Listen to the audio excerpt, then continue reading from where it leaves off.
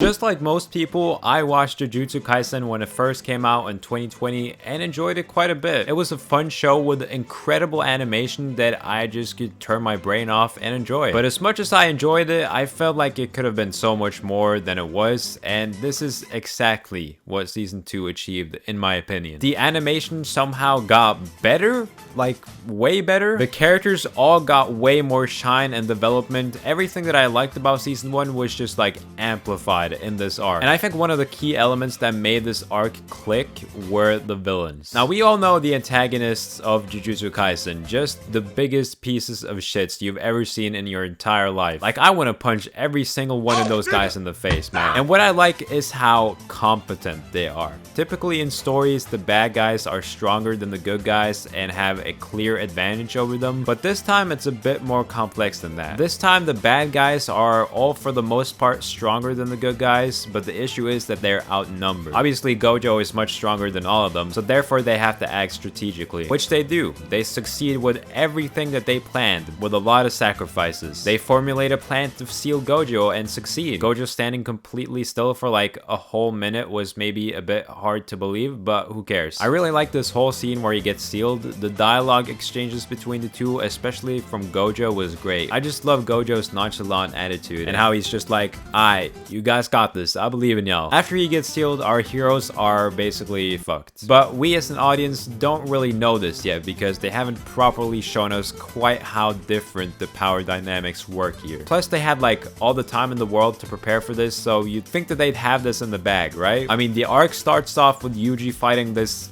grasshopper, who I swear is straight out of Hunter x Hunter. I actually love this guy. And while we're exploring Shibuya in the beginning through Yuji and the others, none of the characters seem particularly worried. Yuji has this really playful attitude, kind of similar to Gojo, except Yuji will soon get a wake-up call. You are my special.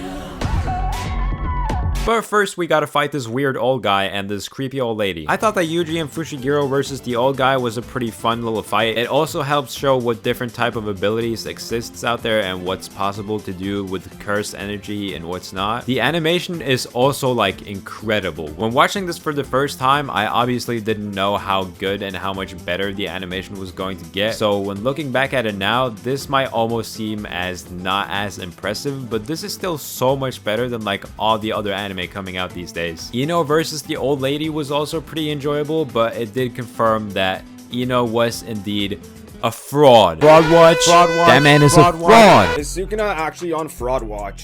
I think Togi coming back to the story in this way was a great idea because it's the only way I could imagine him coming back, by bypassing the rules. It reminds me of Madara bypassing the reanimation in Naruto. He's also a great addition to this arc simply because he's a wild card. You don't know who he's gonna box or how hard he's gonna box them, but you know he gonna box. Now remember how I said all the villains are like the biggest assholes you've ever seen in your life? Well, shortly after Toji's resurrection, we are reintroduced to this absolute piece of... I thought this dude was actually a really effective antagonist simply due to how much he's able to do when he isn't even that strong. I honestly think it was way too early for him to get like randomly killed by Sukuna. He kills so many of the people in suits, bodies Nobara, and survives things he really should not be able to survive, just to come back and cause more pain. Now remember how I said I would like to punch every villain in the face?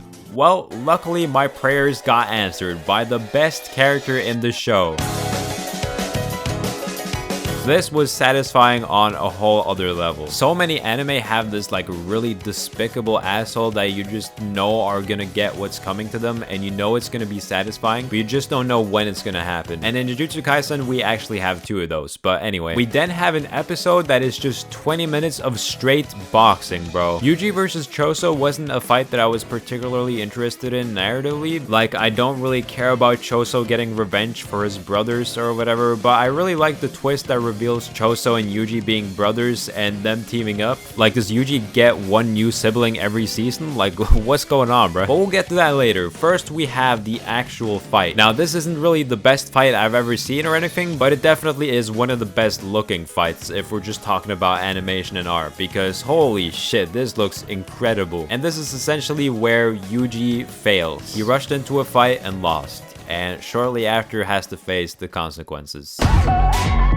Now, quickly, I do think it's a bit strange that Yuji was sent into Shibuya so early in the first place. Like, this is a pretty dangerous mission, so why isn't, like, all the sorcerers in the world here? We know who our enemies are, but you guys sent in, like, Panda? Like, more than half the people they sent in were students. What was Principal Yaga even doing? They explained that he has to, like, protect some, like, spirit thing or something in case anybody tries to attack it, but nobody ever does try to attack it. Like, what were you doing? They never called for, like, backup or anything. I just thought it was a bit strange how incompetent and honestly stupid the sorcerers ended up looking. Not a single person they sent in were as strong as Jogo, who they surely must have known was going to be there. I get that they thought Goja would take care of everything, but he got sealed instantly, and still their tactics remain the same. But anyway, it's time for the next fight. The gang versus this crab guy. I love that this fight starts with the Senin guy roasting the fuck out of every person who watches those dog shit 60 FPS 4K upscaled anime edits. Like, those shits are so ass. This fight definitely highlights some of the weak sides of Jujutsu Kaisen, the first one being how much time it spends explaining and telling us about abilities and how they work, and this is most of the time done through a narrator. Like, why couldn't you just show me how the abilities work instead? This isn't a book, it's an anime. Now, this kind of reminds me of the Chimera Ant arc from Hunter x Hunter, where they also used a narrator a lot. However, in that arc, I actually thought the use of the narrator was just fine. So why do I feel differently when it comes to Jujutsu Kaisen? I'm really not sure. I still had tons of fun watching this fight though, as we have so many different characters, abilities, and mechanics at play all at once. Even though we only got to see it for a brief period, the Senin guy's ability was dope. Seeing Nanami on screen doing anything is always a treat, and Fushiguro saving the others was fire. It was really cool to see because, as far as I can remember, this is the first time we've seen a tug of war between domains, and we learned that while this tug of war is happening, the domain's one-hit effect stops working, meaning Fushiguro just needs to hold out while they kill this crab dude. Except he actually has a different plan, which is killing himself. Okay, no, he actually plans on staying alive this time, which I thought was awesome because it shows a little growth for his character. But before any of these events can transpire, the wild card appears. At this point, my jaw is just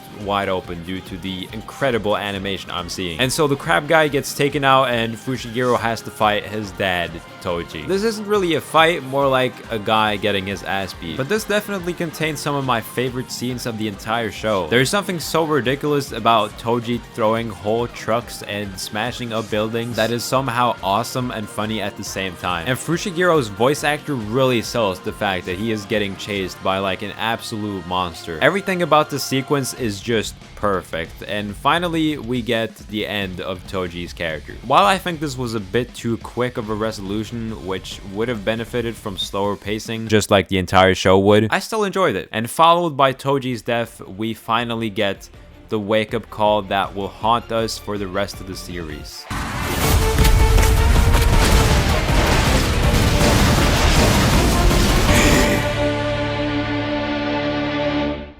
Sukuna is released and shit goes down. Remember when Gojo was trying to save civilians at the start of the arc? Yeah, well, they're all dead now.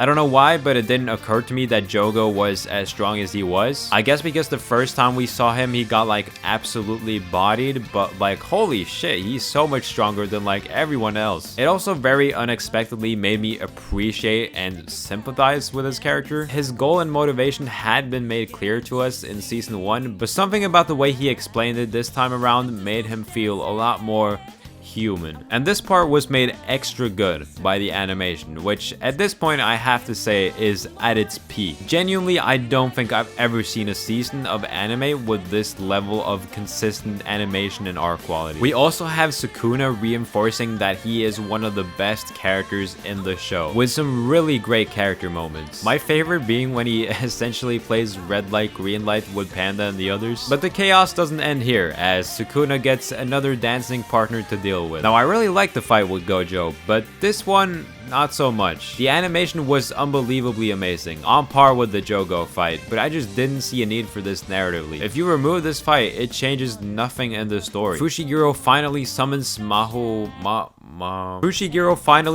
Mahoraga, which has been teased since the beginning of the show, but he isn't even conscious to witness it. This fight didn't really have anything to do with him at all, and so we're just really watching action for the sake of it. Maybe if Mahoraga was more of an interesting character, this could have been fun, but he's just like some random monster who doesn't even speak. You could say that this fight nukes the whole city and Sukuna makes Yuji witness it, but that already happened in the Jogo fight. So yeah, I think it would have been better to just skip this part, but at least it was nice to look at. And now we need to brace ourselves for despair, as Yuji has to go through immense suffering. After Yuji sees all the destruction, he has to reaffirm his goals and beliefs so as to keep going and fighting for what he believes in. However, this gets increasingly more and more difficult as he starts losing people. Nanami is a character that I loved in the first season and was one of, if not my favorite character. A lot of characters in this show are searching for their purpose in life and try to find the meaning of what they're doing and why they're doing it. And the answer that Nanami arrives at is perfect for his arc. Deep down, he wishes he could just live his life and not worry about a thing, just living in his own bubble, but knows that he has to do the right thing and use his powers for good. And so he does until the end, where he can entrust the rest to Yuji, because he knows that Yuji sees and values life and his responsibility as a Jujutsu sorcerer, not motivated by money and power like many other sorcerers. And now Yuji fights with anger against the biggest piece of shit in the entire story. There is something really effective about having your villain do the most terrible and unspeakable horrors you've ever seen in your life. But all the anger in the world is not enough for Yuji, as he loses another person.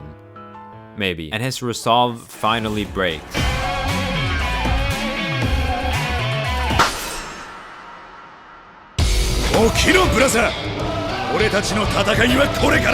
Toto is just the coolest character, bro. He is literally Giga Chad, teaching Yuji a similar lesson to what Nanami learned, that no matter how shitty the situation may be, you have a duty to do the best you can because you're the only person who can do so. We then get one of the best fights in the entire series with Yuji and Toto. Toto's ability is just so cool, and the way he uses it is a lot of times very different. He also turns into like a god mid-fight. He's just so cool. Although I wasn't a big fan of how this fight ended. So the reason why the ending to the fight with the old mustache dude was so satisfying is because they figured out how his ability worked and then figured out a plan on how to beat that ability. Mahito has basically been Yuji's biggest op since day one, so I was expecting Yuji to outplay or outsmart him in some incredible way, but instead the person who effectively secures the W is Toto. Toto fakes Mahito out and therefore creates an opportunity for Yuji to strike, making Yuji the winner. But the only reason he won was because Toto just so happened to come up with a plan that let Yuji get a good punch in, and there's no way they could have planned for this to happen beforehand, as it required Toto to lose his hand. But honestly, the scene that follows kind of makes up for it. Once again, a despicable character has to meet his end in an incredibly satisfying way. The last two episodes are honestly fantastic, with the Ghetto finally unleashing his plan fully. This completely shakes up the entire Jujutsu Kaisen world and is gonna make for an interesting third season for sure. I left out some things in this video in order to keep it somewhat brief. For example, the first half of season 2, because I already talked about that in this video right here, which contains, in my opinion, the best fight in the entire show. So you have to watch that video to hear more about that.